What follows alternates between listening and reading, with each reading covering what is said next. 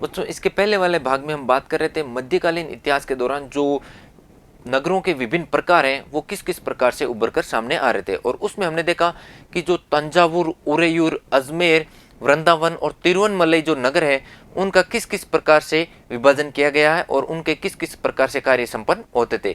वहीं इस भाग में हम बात करेंगे बच्चों जो छोटे छोटे नगरों का संजाल है वो किस प्रकार से यहाँ पे विकसित होता है और कौन कौन से शिल्प इनके अंतर्गत शामिल होते हैं। 8वीं शताब्दी से उपमहाद्वीप में अनेक छोटे छोटे नगरों का संजाल बिछने लगा, अर्थात जो छोटे छोटे नगर हैं वो इस समय क्या हो रहे हैं, उद्भव हो रहे हैं। इन नगरों का जो प्रादुर्भाव है वो संभवतः बड़े बड़े गांवों से हुआ था और इन गांवों में क्या होती, मंडपिका होती थी। बच्चों जो मंडी होती है, मंडी के लिए यहाँ पे एक शब्द प्रयोग हो रहा है मंडपिका, अर्थात इन बड़े बड़े गांवों में क्या होती थी, बड़ी बड़ी मंडियां होती थी और ये धीरे धीरे क्या आगे चलकर नगरों का रूप ले लिए।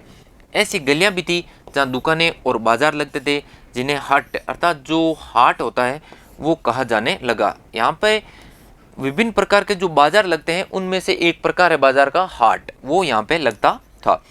इन नगरों में व्यापारी स्थायी और अस्थायी रूप से क्या करते थे, बसकर व्यापार करते थे, अर्थात कुछ व्यापारी यहाँ पर स्थायी रूप से बसकर दुकानों के अंतर्गत ही सामान का क्रय विक्रय करते थे। वहीं जो अस्थायी व्यापारी होते थे वो नगर से बाहर अन्य क्षेत्रों में घूम घूम कर अपना सामान बेचा करते थे। यहाँ पे एक नगर का चित्र दिया गया जिसमें विभिन्न क्रियाकलाप दिखाए गए हैं दुकानों और व्यापारियों के माध्यम से। सामान्यतः कोई सामंत या जो जमींदार होता था इन नगरों के आसपास किलेबंदी करके महल बना लेते थे और इनके द्वारा व्यापारियों, शिल्पियों और उनके व्यापार की जो वस्तुएं होती थी उन पर कर लगाए जाते थे। कभी कभी इन करों के संग्रहण का अधिकार स्थानीय जो मंदिर होते थे उन मंदिर के जो प्रशासन है उसी को दे दिया जाता था कि यहाँ से आप क्या कीजिए, करों का संग्रहण कीजिए। बाजारों की बात करें तो बाजारों पर कर, ये राजस्थान से प्राप्त एक 10वीं शताब्दी के अभिलेख का सारांश यहाँ पे बच्चों हम देखेंगे। इसमें कि शक्कर और गुड़, रंग, धागा, रुई, नारियल, नमक, सुपारी, मक्खन, तिल के तेल पर और कपड़े पर क्या लगाए जा रहे हैं, कर लगाए जा रहे हैं।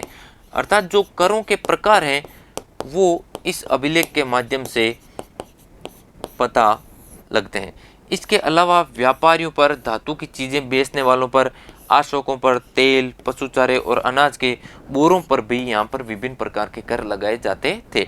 इनमें से कुछ कर तो वस्तुओं के रूप में होते थे, अर्थात कर के रूप में क्या देनी पड़ेगी, वस्तु देनी पड़ेगी। वहीं जो कुछ अन्य कर होते थे वो नगद रूप में भी वसूले जाते थे। तो इस अभिलेख से ये करों के विभिन्न प्रकार और किस प्रकार से इन करों की वसूली की जाती थी उनके बारे में हमें विस्तृत जानकारी प्राप्त होती है। बड़े और छोटे व्यापारी की बात करें तो यहाँ पे भी व्यापार संघ जैसी संस्थाएं देखने को मिल रही है। व्यापारी कई प्रकार के होते हैं, विशेषतः घोड़ों के जो व्यापारी हैं वो अपने संघ बनाते थे और इनका मुखिया संघ की ओर से घोड़े खरीदने के इच्छुक जो योद्धा होते थे उनसे बातचीत करता था, अर्थात जो व्यापार संघ का जो मुखिया है वही इन व्यापारियों के लिए क्या करता था, आगे बात करता था योद्धाओं से घोड़े खरीदने और बेचने के लिए। व्यापारी सामान्यतः काफिले अर्थात झुंड बनाकर एक साथ यात्रा करते थे, अर्थात झुंड में यात्रा करने से क्या होता था, इनको सुरक्षा मिल जाती थी और अपने हितों की सुरक्षा के लिए व्यापार संघ का निर्माण करते थे, अर्थात गिल्ड का निर्माण ये करते थे। दक्षिण भारत के ऐसे संघों में मणिग्रामम और नाना देशी प्रमुख थे और इनके द्वारा जो प्रायद्वीप के भीतर वाला भाग है, दक्षिणी पूर्वी एशिया का भाग है और चीन के साथ अर्थात सुदूर क्षेत्रों के साथ भी इन मणिग्रामम और नाना देशी नामक जो संघ है व्यापार के, इनके द्वारा व्यापार किया जाता था। इनके अलावा बात करें चेट्टियार और मारवाड़ी ओसवाल जैसे समुदाय भी थे जो आगे चलकर देश के जो प्रधान व्यापारी समूह हैं वो बन गए। गुजराती व्यापारियों की बात करें तो इसमें हिंदू बनिया और जो मुस्लिम बोहरा है ये समुदाय दोनों ही क्या है, मुख्य हैं। इनके द्वारा सुदूर क्षेत्रों में लाल सागर, फारस की खाड़ी, पूर्वी अफ्रीका का क्षेत्र, दक्षिणी पूर्वी एशिया और चीन के क्षेत्रों के साथ में क्या किया जाता था, व्यापार किया जाता था। तो बच्चों यहाँ से देखें कि इनके व्यापार करने का जो विस्तार है वो कितना अधिक है और भारत और उपमहाद्वीप का क्षेत्र है उससे सुदूर क्षेत्रों में इनके द्वारा व्यापार संपन्न हो रहा है। इनके द्वारा कपड़े और मसाले बेचे जाते, बदले में ये अफ्रीका से सोना और हाथी दांत लेते। दक्षिणी पूर्वी एशिया और चीन से मसाले, टिन और मिट्टी के नीले बर्तन और चांदी को ये बदले में लेते थे।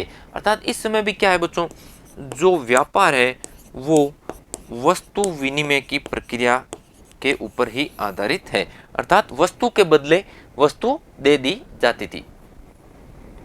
पश्चिमी तटीय नगरों में अरबी, फारसी, चीनी, यहूदी और सीरियाई ईसाई लोग बस गए। अर्थात जो भारत का पश्चिम तट है उसमें जो नगर है वहां पर ये विभिन्न क्षेत्रों से आए हुए व्यापारी लोग यहाँ पे बस गए। लाल सागर के बंदरगाह में बेचे जाने वाले भारतीय मसाले और कपड़े इतालवी व्यापारियों के द्वारा खरीदे जाते थे और लाल सागर के द्वारा ये जो मसाले और कपड़े होते थे वो आगे यूरोपीय बाजारों में भेज दिए जाते थे। इससे धीरे धीरे क्या होगा बच्चों, जो यूरोपीय बाजार है, यूरोपीय बाजार में जो भारतीय क्षेत्र के मसाले और कपड़े हैं इनकी गुणवत्ता का महत्व इनको पता चलेगा। अब धीरे धीरे क्या होगा, इससे यूरोप के जो व्यापारी हैं वो भारत की ओर क्या होंगे, आकर्षित होंगे और यहाँ से व्यापार करेंगे।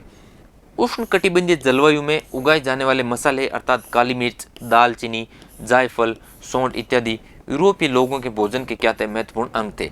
उष्ण कटिबंधीय जलवायु की बात करें तो यह है जो भारतीय उपमहाद्वीप है इसकी जलवायु, और यहाँ पे जो मसाले होते थे वो जो यूरोपीय लोग हैं उनके भोजन का ये अंग बन गए। परिणाम स्वरूप यूरोपीय व्यापारी क्या हुए, भारतीय उपमहाद्वीप की ओर आकर्षित हुए और इसी के साथ साथ आगे हम देखेंगे कि किस प्रकार से अंग्रेज, फ्रांसीसी, यूरोपीय जो कंपनियां हैं वो भारत में व्यापार करने के इरादे से यहाँ पर स्थापित हो जाएगी। अब देखें बच्चों, काबुल और काबुल से किस किस प्रकार से व्यापार होता है। देखें, काबुल अपने पहाड़ी और विषम भूदृश्य के साथ 16वीं शताब्दी से राजनीतिक और वाणिज्यिक दृष्टि से क्या था, महत्वपूर्ण केंद्र बन गया था। काबुल और जो कांधार है वो सुप्रसिद्ध जो रेशम मार्ग है जिसके बारे में हमने पिछली कक्षा में बात की थी उसका अंग ये थे। साथ ही घोड़ों का व्यापार यहाँ से मुख्य रूप से इसी मार्ग के द्वारा होता था।